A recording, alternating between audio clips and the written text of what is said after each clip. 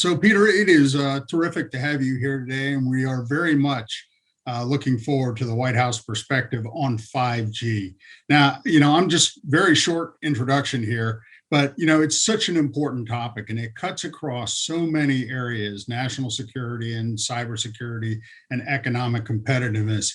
And it even gets into the future areas such as the Internet of Things and autonomous vehicles. And so, it really is kind of the lifeblood of where we're headed with respect to not only our comms networks, but our technological capacity. And I want to start by just kind of asking you a little bit to talk about the White House perspective. And in particular, President Biden has released an interim national security strategy. It talks about 5G, and it mentions huge advances in commerce and access to information.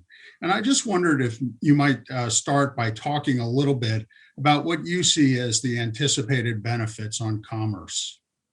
No, that's a terrific question. And I should begin, Dan, by thanking you and then by thanking the Homeland Security and Defense Forum for inviting me to speak today. I think certainly from the White House perspective, it is incredibly valuable for us to have these kinds of opportunities to speak to a wide range of audiences and stakeholders about what we definitely see as an absolutely critical top tier issue. As you note, Dan, it's one that was in our interim national security strategy. It's something we did a fair amount of work on during transition. It is something that in our 3 months, not quite 3 months in office so far, really is a top tier priority. And I think you really start this conversation in the right place. Before we turn to security topics and those sorts of things, like why do we care so much about 5G? Why is it so important to see us roll out a safe and secure national 5G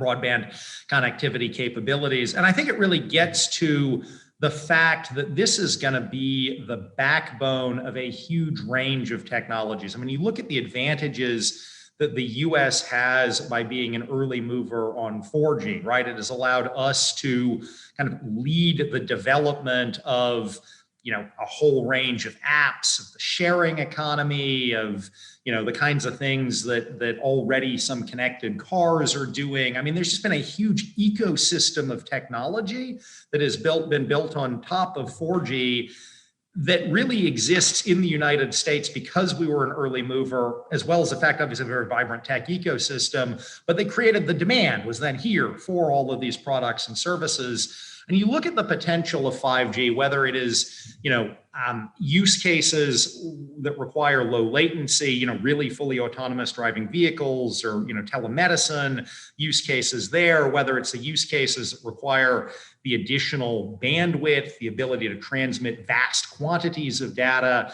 And I think, we think that by really accelerating and leading the 5G rollout here in the US, we're going to position ourselves to continue to lead in the technologies that will be built on top of 5G. So it's not just about, kind of making sure that, my 8-year-old can, download a video on the iPhone even quicker. I mean, that's sort of, I think, a common misperception that that's what 5G is about. That's not what 5G is about. I mean, he's excited for that, but that's not what it's about. It's really about building out telemedicine, driverless cars, very large scale data sharing, the Internet of Things. It's really about how are we going to lead the development of those technologies that will be built on top of 5G. So, I mean, that's also a terrific place to start. And you paint a very vibrant picture of this future economy of the terrific use cases that are possible with 5G. But, let's turn to one of the areas that has been very important here recently, and that's cybersecurity. And how are we going to protect if we're going to put so much investment of our lives into 5G? Then what does that say about the need to secure, and what will that security look like? Yeah, so I think that is a great question, one that is of the utmost importance to us. I think that recent events certainly have highlighted the importance of cybersecurity. Obviously, the things we're talking about, the SolarWinds hack, some of the other hacks that have been in the news, they were not due to insecurity in telecommunications networks. They were due to insecurity in various software designs and also the vulnerabilities we as people, unfortunately sometimes leave ourselves exposed to.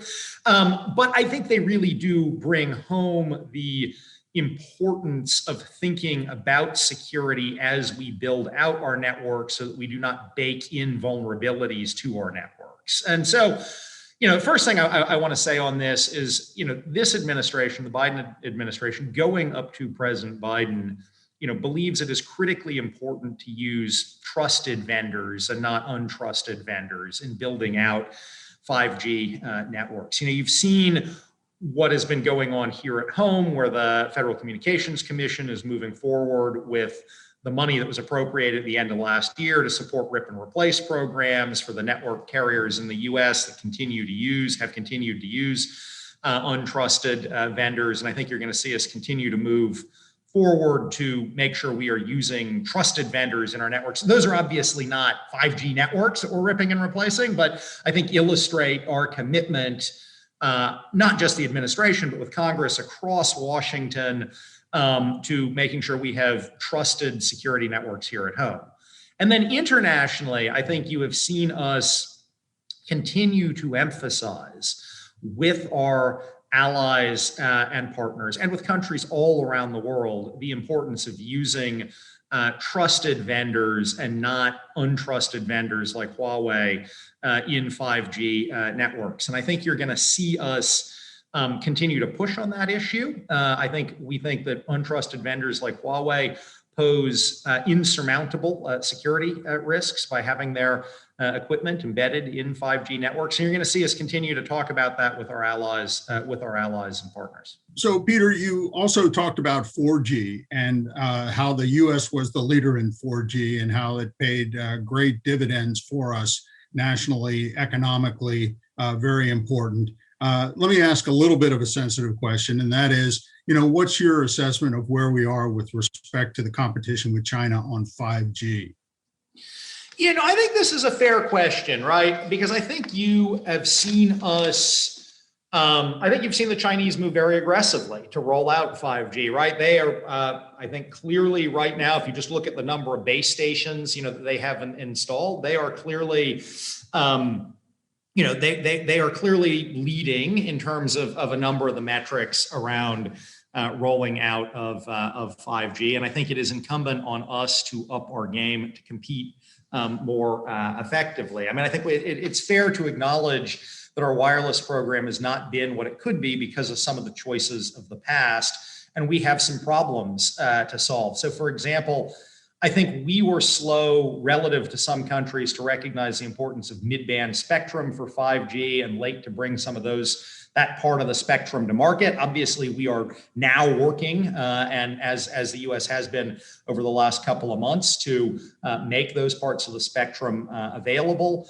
I think we are also, working again with allies and partners to figure out what we can do to help bring more companies into the market in order to create greater vendor diversity to help build things out. I think you're going to see this administration continue to be supportive of ORAN and trying to bring more vendors into the market. And I think you're going to see us continue to make more spectrum available to promote competitive 5G deployments, including more mid-band spectrum. So I think, you put a fair point on the table that we need to do more to compete. I think you are seeing us take steps to do that.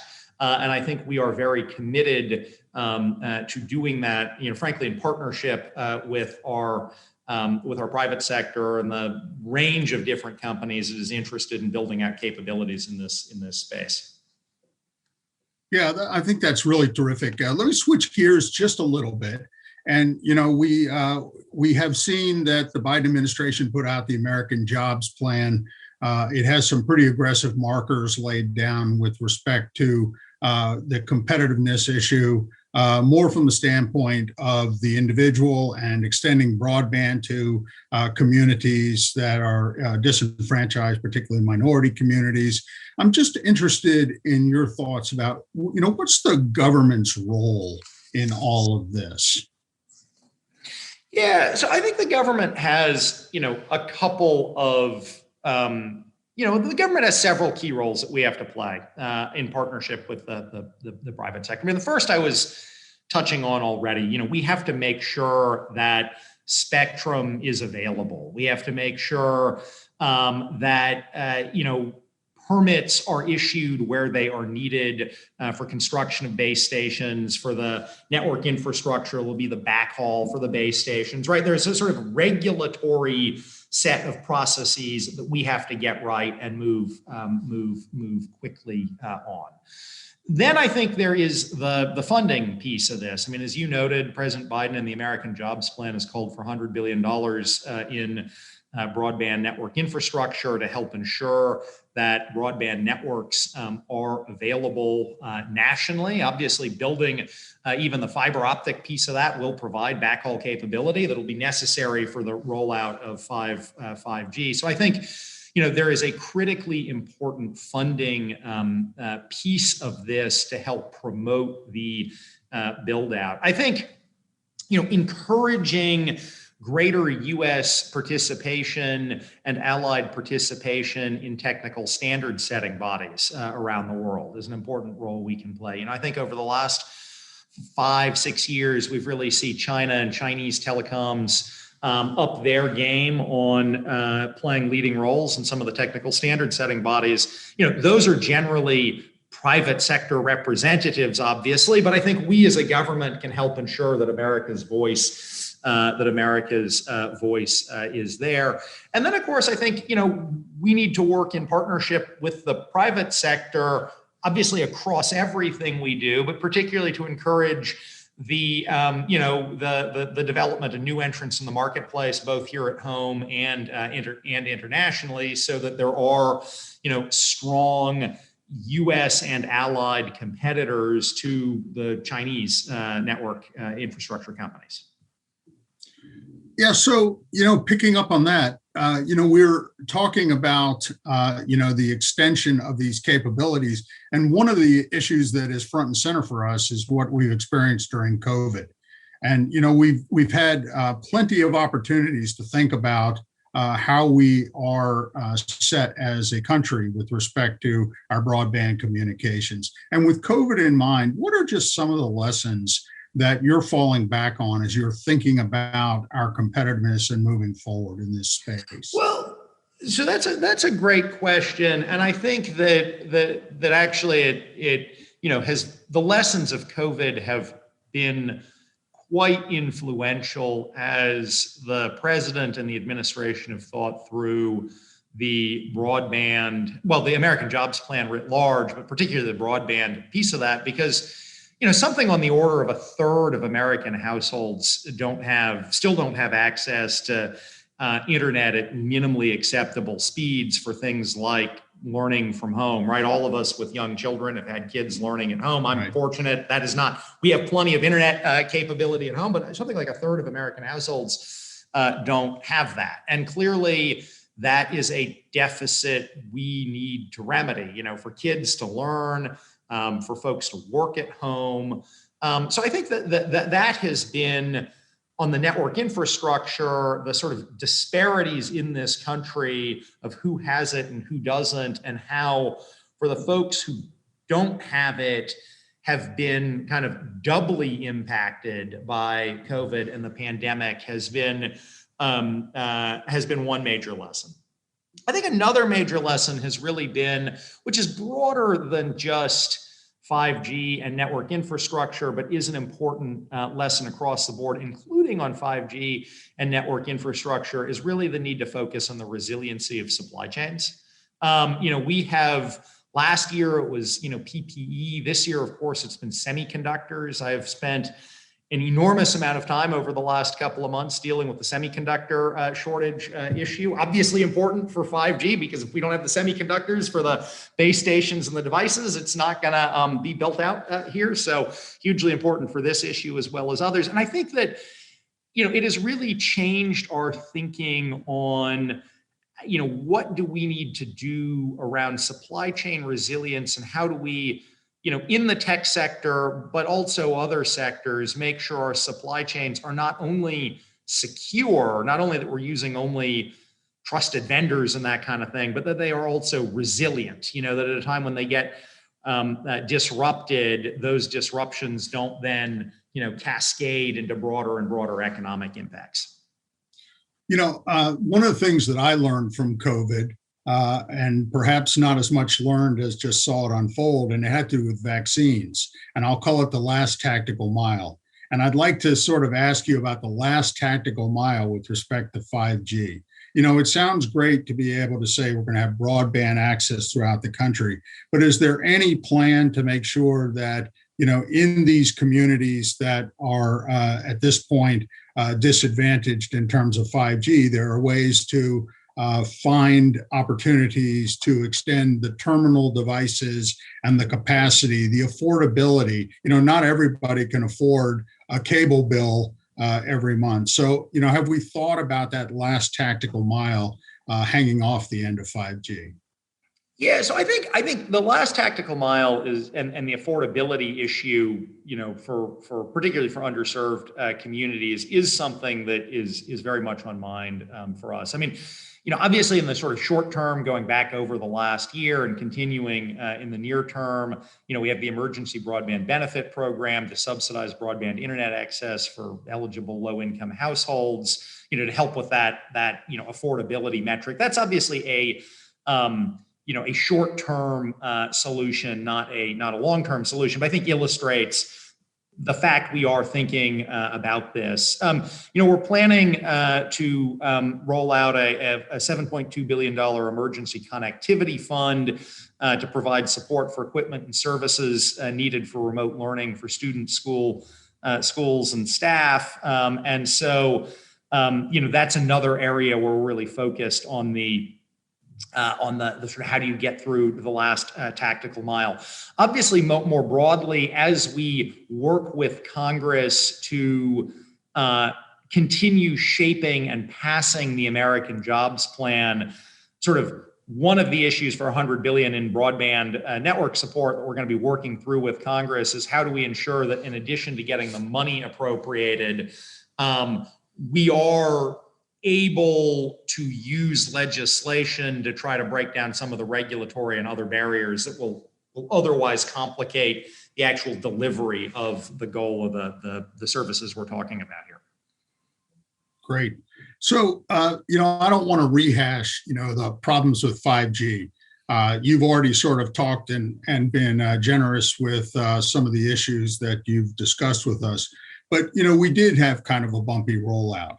And I'd like to sort of broaden that and say, what lessons did we learn from that bumpy rollout that not only applies to 5G, but what should we take away as, what the government ought to do with respect to technology development and encouraging competitiveness? And should there be, some sort of industrial capacity that we're working toward? What are your thoughts on that?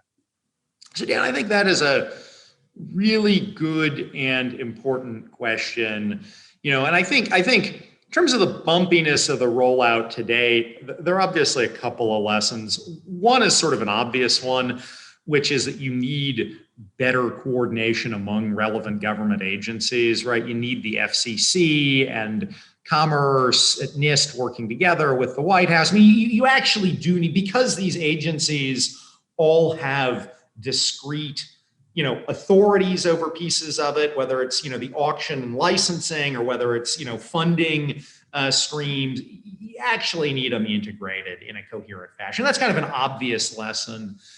Certainly, I think one of the advantages that President Biden, I think, brings to the table with, decades of government experience, including 8 years in the White House, is a real focus on process and the fact that, he understands the importance of having a unified government, bringing in a bunch of experienced hands who kind of know how to do that, right? So I think that is one clear lesson here.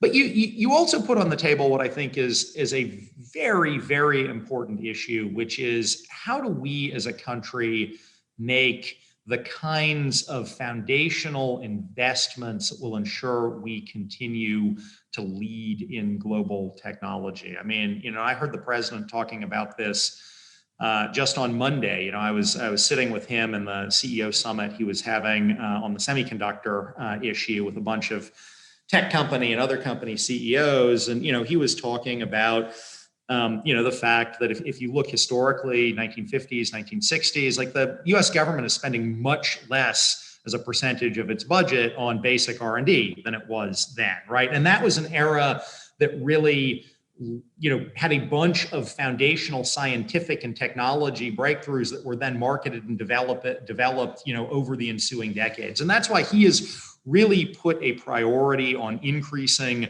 R&D as a share of federal spending. That is why in the American Jobs Plan, you see him calling for tens of billions of dollars in U.S. R&D support for emerging technologies like artificial intelligence and quantum computing. That's why you see him pushing very hard to get Congress to fully fund the CHIPS Act at $50 billion to help us lead the next generation of semiconductor, both design and manufacturing.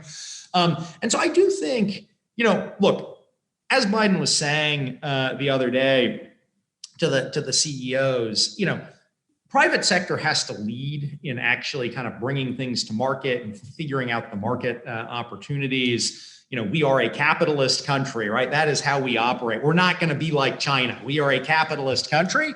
But the U.S. government has, I think, a really important role to play in helping foster some of the, basic research and development, helping create regulatory regimes that encourage companies to help bring those products and sort of R&D breakthroughs, build them into products, bring those products to market. So I think there's a really important kind of investment agenda on R&D. And I should also say on workforce training, if I think bigger picture about where we're going with R&D, making sure that companies here in America have the workers that they need, both on the engineering side and on the manufacturing and build out side. We got to have the right workforce. So I think there's just a very important role for government to play here in encouraging and underwriting some of that innovation, which is fundamentally going to be led by our private sector.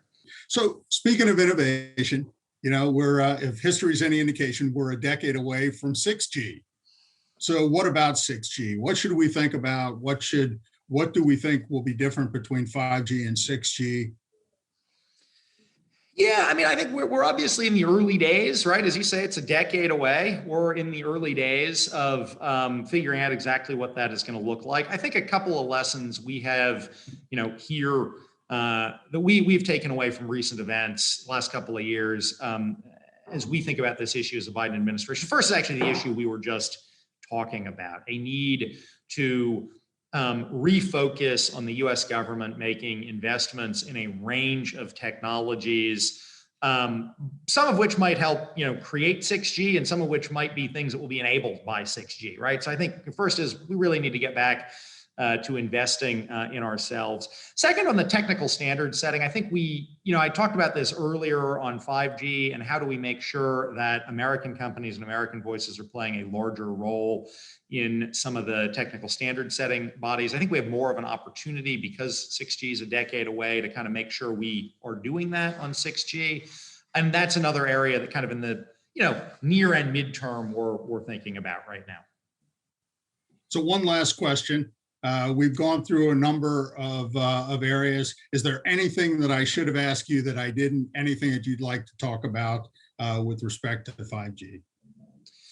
No, I think this has been an incredibly useful dialogue. It's been, a privilege for me to talk both about our domestic agenda, how we are strengthening our competitiveness at home, and also about, the very real risks we see from use of untrusted vendors like Huawei. I guess the only other point I'd make on Huawei, before coming back to close on what we're doing here at home is, I think that in addition to the security risks, I think that, not here in the US, but foreign companies that are thinking about relying on Huawei, in addition to the security risk, I think have to ask themselves, is Huawei really going to be able to deliver if it can't find the chips it needs over the next year or two to continue building its base stations and other infrastructure? Is it actually, practically speaking, going to be able to deliver? And I think that's an important question that, particularly countries around the world that are looking at bids over the next year need to be thinking about. So I just would put that on the table. But again, I really think, first and foremost, we understand as an administration that we are going to win the competition for 5G by focusing more on investing here at home, by getting the spectrum auctions right, by building out the use cases here, by working in partnership with the private sector to really, bring more vendors into the market. And, at the end of the day, it is important to protect our networks, but we have to have the networks in the first place. And that's really where why we're so focused on the investment side of this. Well, Peter, this has been terrific. This is a great conversation, and appreciate you taking the time to do this out of your busy schedule. Wish you the best of luck on this very critical issue. Thank you so much, Dan. It has been a pleasure being here today, and thanks to the forum for inviting me to speak. I hope to be able to do this again.